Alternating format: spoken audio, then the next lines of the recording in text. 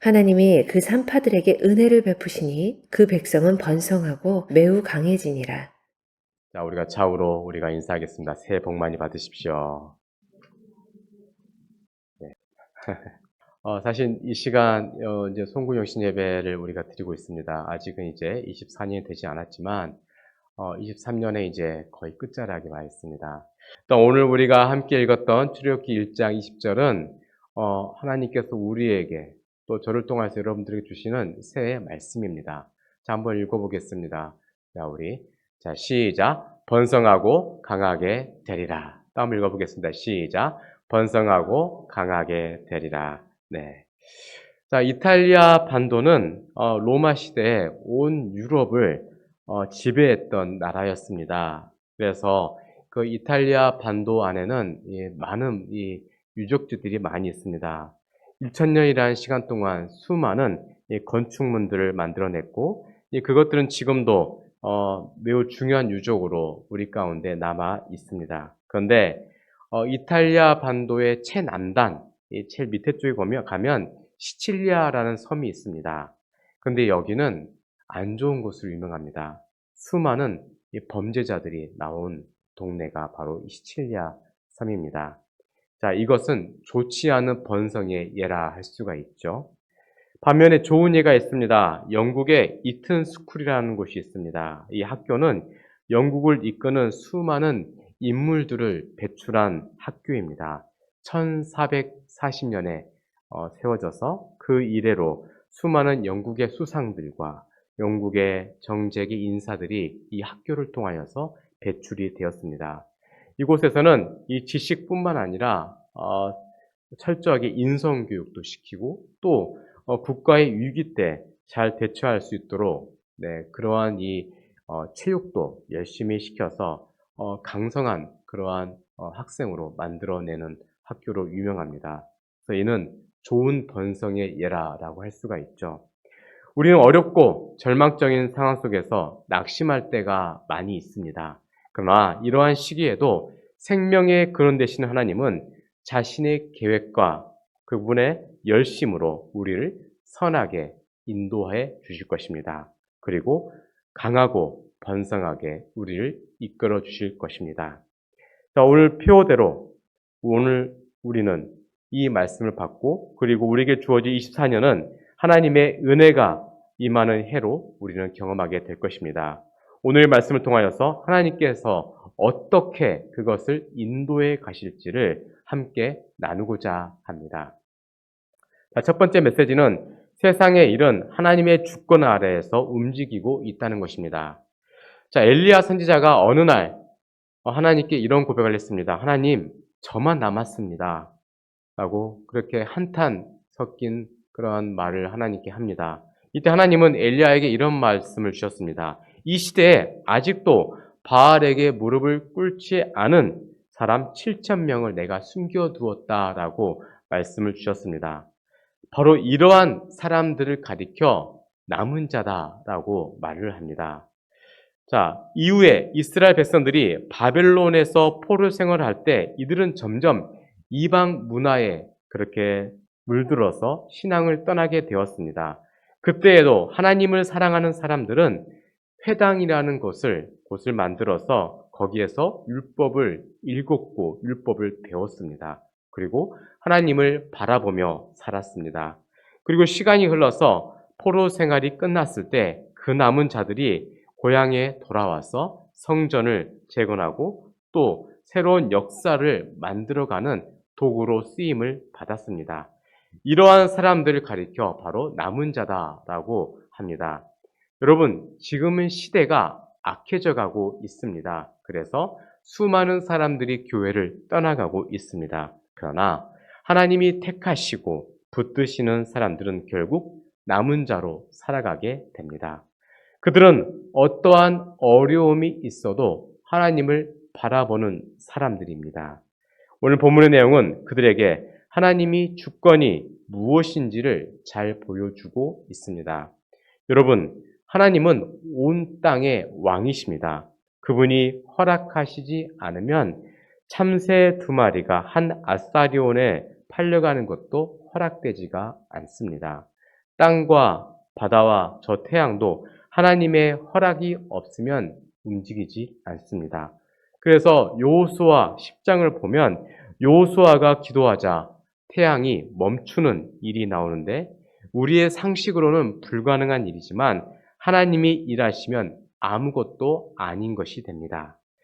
자, 자신의 주권에 따라 통치하시고 다스리시는 하나님이 이스라엘을 지키시는 그러한 것입니다. 오늘 본문은 애굽인들의 학대에도 불구하고 이스라엘이 날로 번성하게 되는 내용을 담고 있습니다. 이때 바로는 히브리 산파를 불러서 남자아이들을 죽게 합니다.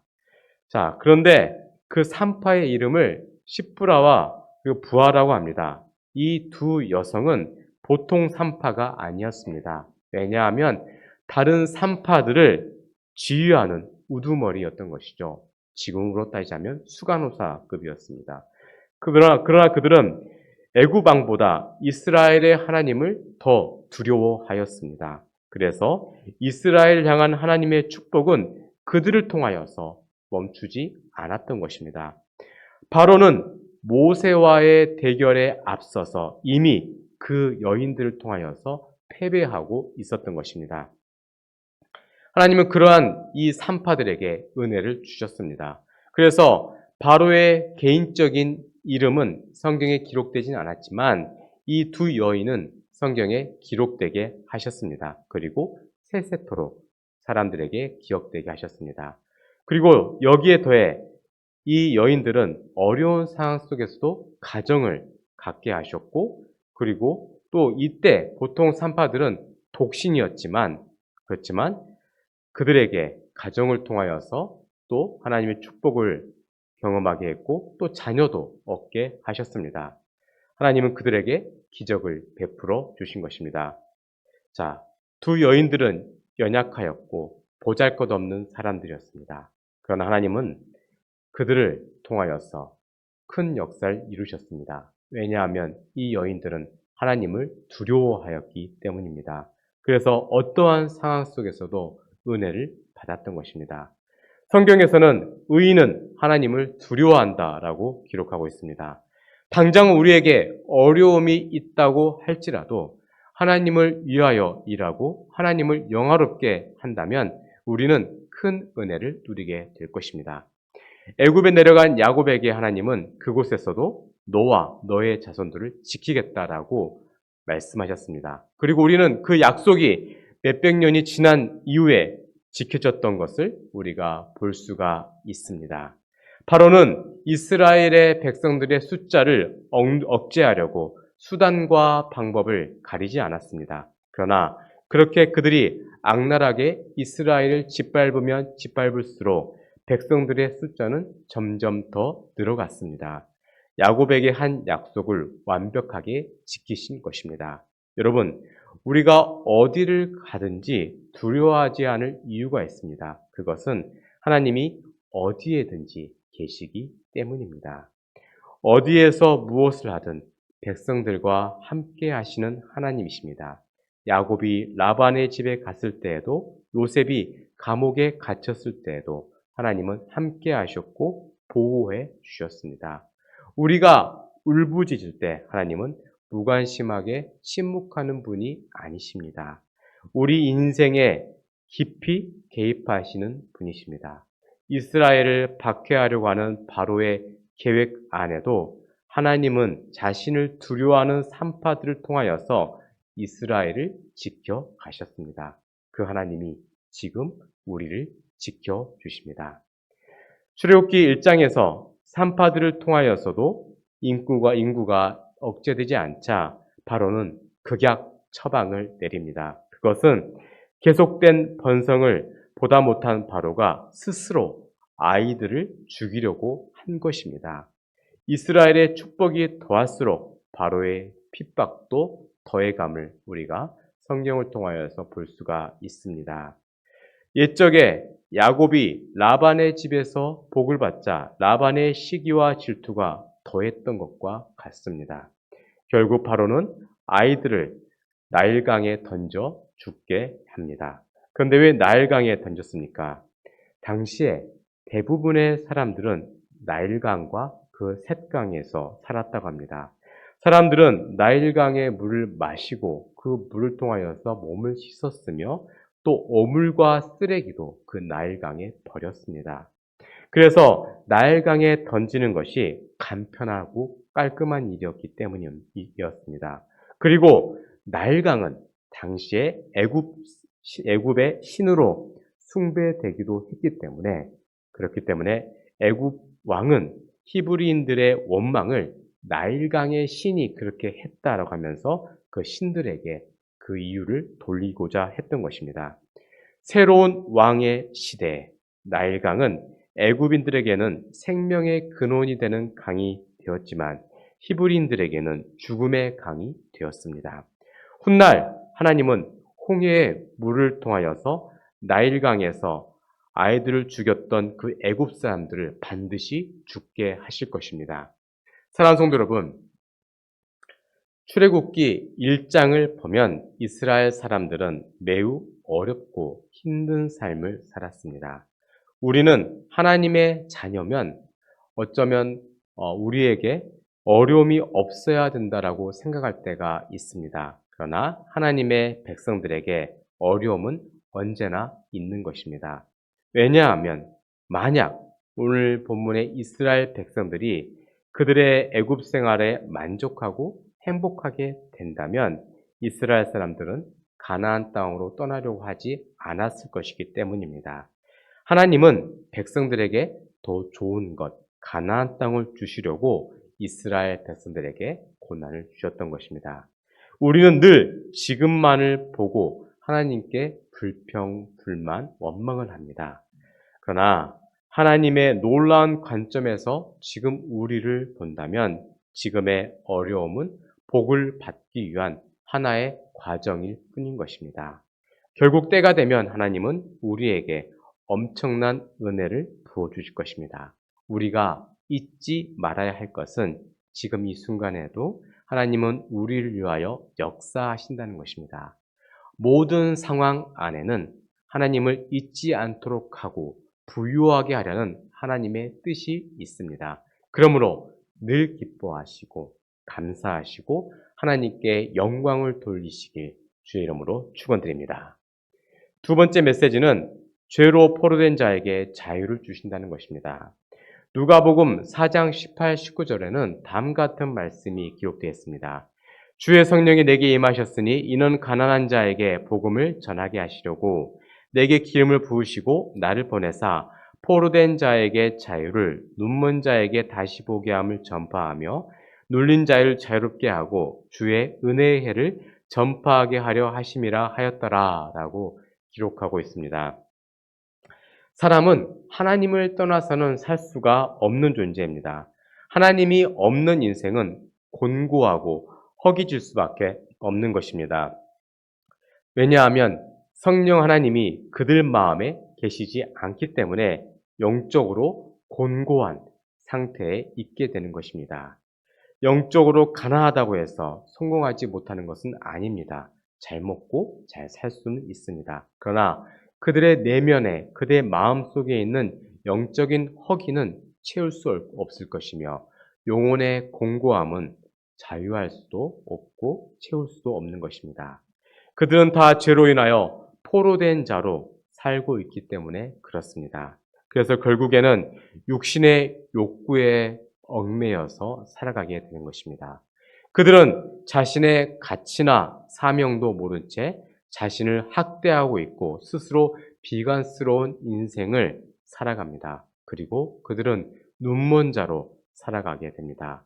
그들은 영적 감각도 없기에 영적인 세계를 누리지 못할 뿐만 아니라 영적인 귀도 닫혀 있기 때문에 성령 하나님의 음성을 들을 수도 없습니다. 그래서 영적으로 벙어리가 되어서 늘 악한 말만 할 뿐인 것입니다.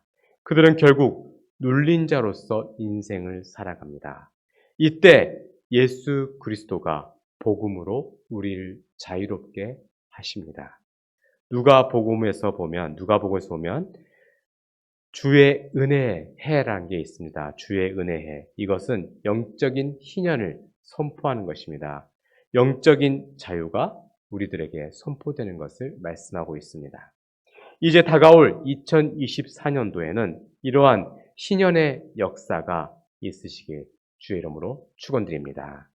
여러분, 복음은 사탄의 권세와 능력을 깨뜨린 예수 그리스도의 십자가의 위대한 승리입니다.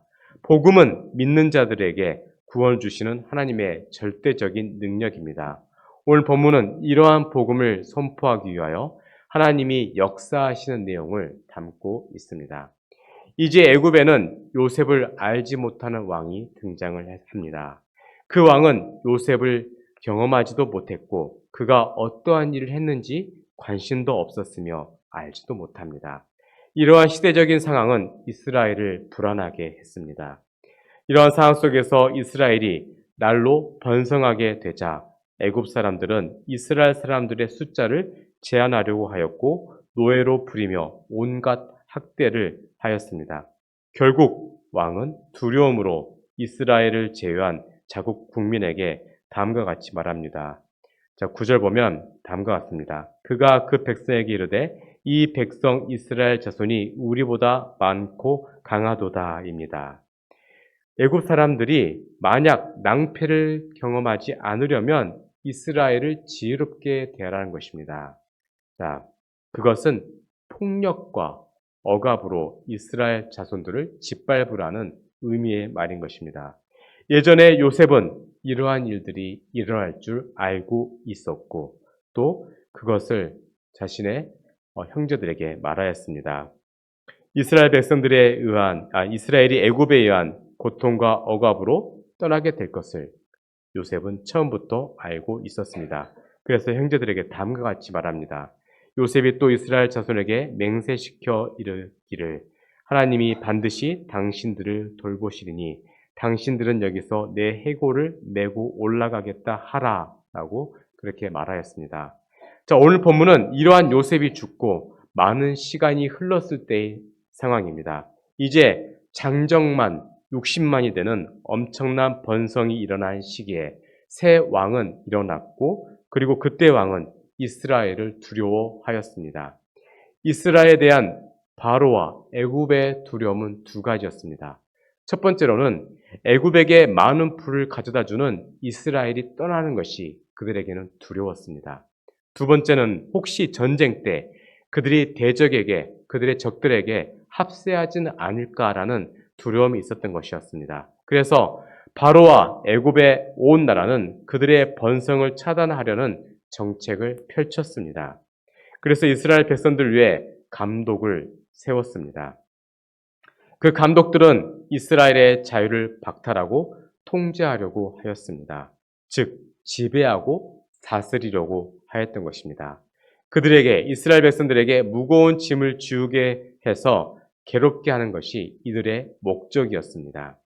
그러면 그들의 고통스러움으로 스스로 잠잠하게 있을 것이라고 애굽에 온 사람들은 생각을 했던 것입니다. 결국에는 이스라엘 백성들에게 정신적인 고통을 주려는 것이었습니다. 그리고 이때 짊어졌던 그 무거운 짐은 사람이 감당하기에는 너무 무거운 짐이었습니다. 결국 이것을 통하여서 이스라엘 백성들을 질식하게 하려는 그들의 의도가 있었습니다. 정신적이고 육체적인 괴로움을 그들에게 주고자 했던 것입니다. 이 모든 것을 만족시키는 일이 있었습니다. 그것이 바로 국고성인 비돔과 라암셋을 짓게 하는 것이었습니다. 감독들을 통한 무거운 짐과 괴로움으로 결국 바로의 집을 건축하게 했습니다. 이러한 바로의 집은 사망을 담보로 하는 것이었습니다. 하나님의 집을 지어야 하는 백성들에게 그의 우상의 집을 짓도록 하였던 것입니다. 이것은 생육하고 번성하게 하려는 것을 막게 하려는 바로의 전략과 전술이었던 것입니다. 그러나 이스라엘은 학대받으면 받을수록 더욱더 번성해져 갔습니다. 그래서 이 일이 애굽 사람들의 근심이 되었습니다. 결국 애굽의 학대가 하나님의 일을 막을 수는 없었던 것이었습니다. 그래서 바로는 이스라엘에게 더 엄한 일을 시켰습니다. 더욱 중노동을 시켜서 이스라엘을 근심하게 했습니다. 그러나 이것도 잘 되지는 않았습니다. 이때 바로가 이스라엘에게 시켰던 것은 흙을 이기고 벽돌을 굽게 하고 농사를 짓도록 하는 것이었습니다. 이스라엘은 본래 목축업을 하는 사람들입니다. 그러나 이제는 애굽인들이 하는 주된 일을 대신해서 하게 되었습니다. 본문에서 나오는 흙 이기기와 벽돌 굽기는 사실 창세기에서 나오는 바벨탑을 쌓는 것과 같은 일이었습니다. 그리고 또한 농사를 짓는 일은 아벨을 죽인 가인의 일을 계승하는 것과 마찬가지였습니다. 또한 이스라엘 백성들에게 신할 땅에서 바벨탑을 쌓는 일을 계속하게 한 것이었고 가인의 일을 강요하는 것과 마찬가지였습니다. 그래서 그렇게 만들어진 국고성 비돔과 람셋은 아벨을 죽인 가인을 생각나게 했고 바벨탑을 생각나게 하는 것입니다. 지난날 하나님을 떠난 가인은 하나님으로부터 보호받을 수가 없었습니다. 그래서 자신을 보호하기 위해서 애녹성을 쌓았습니다. 그것이 가인이 노 땅에서 한 첫 번째 일이었습니다. 그는 그러한 식으로 우상의 왕국을 세웠습니다. 그리고 노아의 홍수 이후의 사람들은 바벨탑을 비슷한 이유로 쌓았던 것입니다. 그리고 오늘 본문은 이스라엘 백성들이 바로에 의해 하나님을 대적하는 우상의 왕국을 세워가는 모습을 우리에게 보여주고 있습니다. 이러한 애굽에서의 종된 삶은 지금 우리가 영적으로 종된 삶을 살아가는 것을 보여주고 있습니다. 이스라엘의 고통과 괴로움은 사탄에 의해 포로되어 고통받는 우리의 모습인 것입니다. 죄와 사망으로 왕노릇하는 사탄에 의해 파괴되고 멸망되고 있는 우리의 모습입니다. 아담은 선악과를 먹은 이후로 자신의 왕권을 마귀에게 넘겨주었습니다. 그리고 마귀에게 종노릇하게 되었고 이후로는 본질상 진노의 자식이 되었습니다. 이제 아담의 후손인 우리는 죄로 인하여 두려움과 부끄러움 그리고 고통을 겪으며 살고 있습니다. 그래서 본래 하나님의 성전이었던 우리의 마음이 비돔과 람셋과 같이 변하게 된 것입니다. 오늘 본문은 이러한 핍박이 있었음에도 불구하고 이스라엘은 잡초와 같이 더 번성하는 모습이 오늘 본문 가운데 그리고 출애굽기 1장 가운데 나와 있습니다. 밟으면 밟을수록 또 번성해져 갔고 성장해 갔습니다. 택함받은 백성은 억압받을수록 더 번성해 가는 것입니다. 지금 우리가 믿는 기독교가 그렇습니다. 교회는 박해받을수록 더 순수해져 가고 더 성장해 가는 것입니다. 오래전에 중국 공산당에 의해 선교사님들이 추방될 때가 있었습니다. 대부분의 선교사들은 중국의 박해 때문에 기독교가 없어질 것으로 걱정했습니다. 그러나 실상은 더 번성하게 되었습니다. 사랑하는 성도 여러분, 우리의 삶 속에도 많은 어려움은 항상 있었습니다. 이러한 어려움 속에서도 교회는 그 순수함을 지켜나가야 하고 더 성장해야 합니다. 그런데 이것은 우리의 일이 아니라 하나님이 하시는 일입니다. 교회는 하나님이 지켜주셔야 되기 때문에 그렇습니다. 마지막 때 하나님은 세상 속에서 우리를 지켜주실 것입니다. 세상의 박해가 우리를 억누르지는 못합니다. 교회는 하나님의 소유이기 때문입니다. 오히려 더 번성하게 될 것입니다. 결국에는 우리가 진정한 부흥과 영적인 자유를 경험하게 될 것입니다. 이 사실을 믿으시길 간절히 소망합니다. 자, 세 번째 메시지입니다. 하나님은 백성들을 강하고 번성하게 하십니다. 에레미야서 25장 3절 4절 보면 다음 같은 말씀이 있습니다. 유다 왕 아몬의 아들 요시야 왕 13째 해부터 오늘까지 23년 동안 여호와의 말씀이 내게 임하기로 내가 너희에게 꾸준히 일렀으나 너희가 순종하지 아니하였느니라. 그러므로 여호와께서 그의 모든 종 선지자를 너희에게 끊임없이 보내셨으나 너희가 순종하지 아니하였으며 귀를 기울여 듣지도 아니하였도다라고 기록하고 있습니다. 자, 여기에서 중요한 단어가 있습니다. 바로 꾸준함입니다. 자, 꾸준히. 이 단어는 히브리어 하슈켐을 번역한 것입니다. 이 단어에서 세겜이라는 단어가 나옵니다. 우리가 잘 아는 세겜의 한쪽 지역은 에발산이 있고 또 다른 한쪽에는 그리심산이 있습니다. 요수아가 그곳에서 이스라엘의 모든 백성을 모아놓고 설교를 하였습니다. 그 내용은 하나님의 말씀대로 순종하고 말씀대로 예배를 잘 드리면 복이 임할 것이고 그렇지 않으면 저주가 내린다는 축복과 저주가 동시에 선포되었던 곳, 그것이 바로 세겜이었던 것입니다. 예레미야는 오랜 세월 동안 엄청난 학대를 받으며 그의 사역을 감당하였습니다. 그러면서도 말씀을 전하였습니다. 때로는 조롱도 당하였고 옥살이도 하였습니다. 그럼에도 그는 낙심하지 않았고 사명을 감당했습니다. 그 사명을 바로 여호수아가 선포했던 그 내용 그대로였습니다. 하나님의 말씀대로 순종하고 말씀대로 살아야 한다는 것, 그것을 에레미야가 선포했던 것입니다. 그러한 모습이 바로 하슈켐이라고 합니다.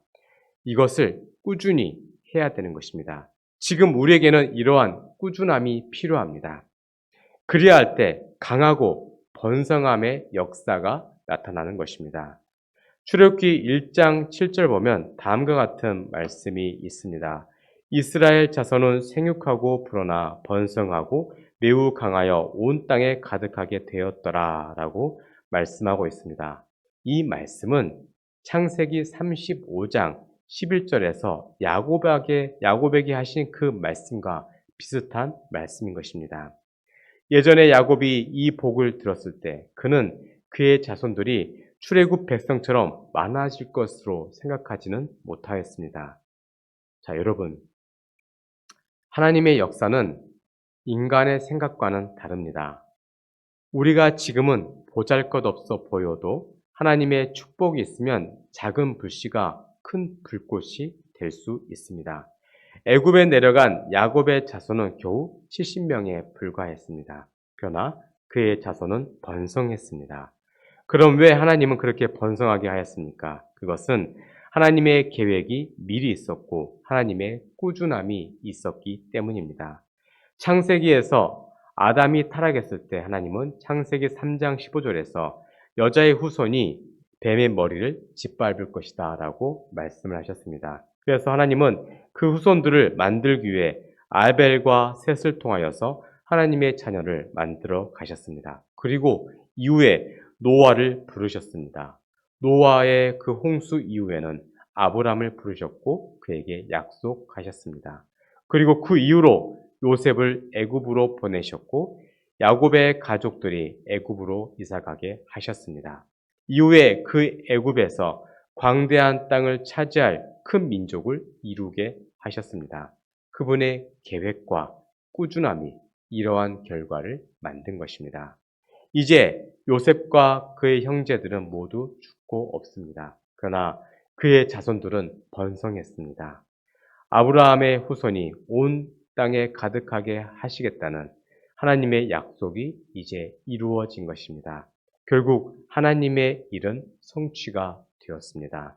비록 그들은 애굽에서 400년간 종살이를 하였지만 하나님이 그들과 함께 하셔서 그들은 강하고 번성하게 되었습니다. 그래서 온 땅에 가득하게 되었습니다. 하나님은 그들과 함께 하셨습니다. 여러분, 그렇습니다. 모든 것은 하나님이 하신 것입니다. 여러분, 이스라엘의 역사의 주관자이신 하나님이 지금 우리와 함께 하십니다. 그리고 우리로 하여금 생육하고 번성하여 땅에 충만하여 온 땅에 가득하게 하도록 하십니다. 그리하여 예수 그리스도의 재림을 우리로 하여금 준비하게 하십니다. 애굽에 내려간 70명은 소수였지만 결국 그들이 큰 민족을 이루었듯이 우리로 하여금 온 땅에 충만하게 하실 것입니다. 그래서 세계 곳곳에 복음을 전하게 하실 것입니다. 그리고 우리를 통하여서 하나님의 영광이 드러나게 하실 것입니다. 지금 우리는 연약하지만 성경에서 아담과 노아와 아브라함에게 생육하고 번성하여 땅에 충만하라고 말씀하셨던 그 하나님이 우리를 강하고 번성하게 만드실 것입니다. 이전에 믿음의 선진들을 통하여서 하나님의 뜻을 이루신 것처럼 우리를 통하여서 하나님의 뜻을 이루어 가실 것입니다. 때로는 우리에게 고난이 있을 것입니다. 마치 이스라엘 백성들이 400년간 고난을 받았던 것처럼 우리도 하나님의 일을 하다 보면 잠시 어려움은 있을 것입니다. 그러나 그런 어려움은 잠시뿐입니다. 우리에게는 하나님이 함께 하시기 때문에 결국에는 우리 교회를 통하여 시작된 하나님의 일은 계속 진행될 것입니다. 아브라함과 맺었던 그 언약이 결국 성취되었던 것처럼 우리 열린교회를 통하여서 하나님의 뜻이 반드시 성취될 것입니다. 요셉과 그의 형제들은 지금 본문에는 없습니다. 그러나 모든 이스라엘 자손은 하나님의 축복으로 생육하고 강하고 번성하게 되었습니다. 우리 열린교회도 그러한 축복을 경험하게 될 것입니다. 자, 그렇다면 이제 곧 다가올 2024년도, 이 24년도에 우리 교회는 어떠한 모습으로 서야 합니까? 그것은 다가올 재앙을 준비해야 하는 것입니다. 요한계시록에서는 이제 곧 우리에게는 수많은 미혹과 핍박이 교회에 밀려올 것이라고 예언의 말씀을 하십니다. 그래서 우리는 준비해야 됩니다. 먼저는 진리로 견고하게 서야 합니다. 세상의 미혹은 어느 날 갑자기 큰 물결로 오지는 않습니다. 대신에 잔잔한 파도로 우리에게 밀려오게 됩니다. 그래서 우리는 이러한 작은 미혹에 대비하여 진리로 바로 서야 합니다. 만약 그렇지 않으면 우리는 세속화로 인하여서 본질을 잃어버리게 될 것입니다. 두 번째로는 하나님의 말씀을 전해야 합니다. 하나님의 뜻은 우리 공동체 안에서만 복음을 즐거워하고 기뻐하는 것이 아닙니다. 아직 복음을 듣지 않는 민족에게 전해야 되고 또 우리 양산 지역사회 가운데 숨겨진 택한 백성들을 찾아서 하나님의 말씀을 전해야 합니다. 하나님의 말씀은 살아있고 생명력이 있어서 그 말씀을 받은 사람들은 반드시 강하고 번성하게 되어 있습니다. 그래서 많은 이들에게 하나님의 말씀을 전해야 합니다. 세 번째로 다음 세대에 하나님의 말씀을 전해야 됩니다. 이스라엘 백성들은 부모가 자녀에게 하나님의 말씀을 가르쳤고 또 그 말씀을 외우게 했습니다. 그래서 어려움 속에서도 그들은 흔들리지가 않았습니다. 그리하여 말씀 안에서 그들은 하나가 될 수 있었고 민족의 정체성을 유지할 수가 있었습니다. 우리도 하나님의 말씀을 다음 세대에 전해야 합니다. 그래서 그들이 세상 속에서 하나님의 자녀임을 잊지 않도록 해야 합니다. 그리하여서 우리 열린교회 온 공동체가 하나님을 사랑하고 하나님의 영광과 기쁨을 위해 살 수 있도록 해야 하는 것입니다. 사랑하는 성도 여러분, 진정한 번성은 말씀의 부흥으로부터 시작이 됩니다. 만약 우리에게 진리의 말씀이 있고 그 말씀이 열매를 맺게 된다면 우리에게는 진정한 부흥의 역사가 나타나게 될 것입니다. 하나님은 이를 위해 말씀의 부흥을 우리에게 일으키실 것이고 하나님 나라의 확장을 우리를 통하여서 허락하실 것입니다. 하나님은 우리 열린교회를 통하여 그분의 뜻을 이루실 것입니다. 이를 통해 2024년에는 많은 하나님의 사람들을 부르실 것입니다. 사람의 눈으로 보면 우리는 연약해 보이고 하나님의 하신 일이 더디게 진행되어 보입니다. 그러나 하나님의 뜻과 지혜는 세상의 모든 지혜보다 더 지혜롭고 위대합니다. 우리는 이것을 믿고 그분의 뜻대로 한 걸음씩 믿음의 길을 가야 합니다. 그리하면 분명 하나님의 뜻대로 강하고 번성하게 될 것입니다. 이제 말씀을 마무리하고자 합니다. 하나님 우리를 반드시 강하고 번성하게 만드실 것입니다. 이를 위해 우리는 몇 가지를 기억해야 됩니다. 먼저는 모든 일은 하나님의 주권 아래에 있다는 것입니다. 하나님은 어떤 어려움 속에서도 일하고 계십니다. 그러므로 우리는 늘 기뻐하고 감사하며 하나님께 영광을 돌려야 합니다. 두 번째로 강하고 번성하게 되는 것은 말씀의 번성으로 시작된다는 것을 우리가 잊지 말아야 할 것입니다. 이를 위해 우리는 진리로 견고하게 서야 하고 말씀을 전해야 하며 다음 세대에 그 말씀을 가르쳐야 합니다. 여러분, 우리의 삶에서 어려움은 항상 있습니다. 그러나 그 어려움 속에서 하나님은 교회를 더욱더 순수하게 하시고 더 성장되게 하십니다. 왜냐하면 이 교회는 개인의 것이 아니라 하나님의 소유이기 때문입니다. 그래서 지난날 우리에게 고난이 필요했던 것입니다. 사랑하는 성도 여러분, 이제 새날이 시작되었습니다. 새로운 24년, 새해에는 하나님의 영광을 체험하시는 한 해가 되시길 소망합니다. 그리고 부흥의 은혜를 경험하시길 소망합니다. 이러한 믿음으로 24년을, 새해를 열어가시길 주의 이름으로 축원드립니다. 기도하겠습니다. 전지전능하시며 지금도 모든 세상을 다스리신 하나님, 오늘 우리가 하나님의 권세 아래에서 주님의 다스림을 바라보고 있습니다. 지난 한 해 저희는 하나님의 크신 다스림을 경험하면서 지금 이 자리까지 왔습니다. 우리에게 진정한 자유를 새해 가운데 주시고 우리를 강하고 번성하게 하는 한 해가 될 수 있도록 하여 주시옵소서. 감사드리며 예수님 이름으로 기도드렸습니다. 아멘.